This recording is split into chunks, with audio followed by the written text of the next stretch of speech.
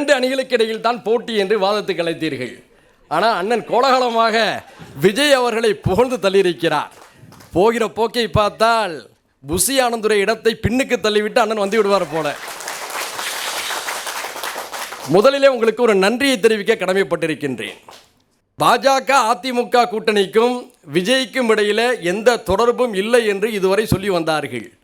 இந்த அரங்கத்தின் வழியாகத்தான் தெரிகிறது அங்கே மறைமுக பேச்சுவார்த்தை நடந்து கொண்டிருக்கிறது.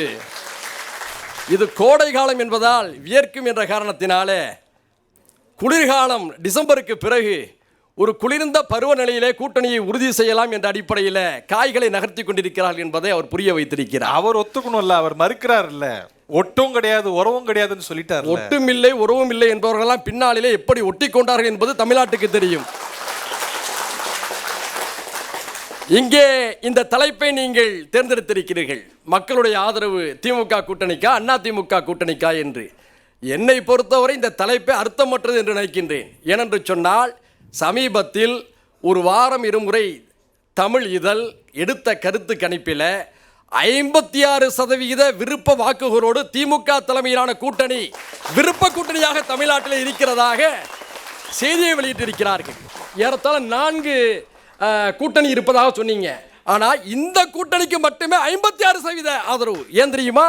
இது சுயமரியாதை கூட்டணி, கொள்கை கூட்டணி, தமிழ்நாட்டுடைய நலன்களை காக்கும் கூட்டணி, தமிழர்களுடைய விருப்பத்தை நிறைவேற்றும் கூட்டணி. கள்ளத்தனமாக அமைந்த கூட்டணி அல்ல, கள்ளத்தனமாக அமைந்த கூட்டணி அல்ல, நிர்பந்தத்தால் அமைந்த கூட்டணி அல்ல.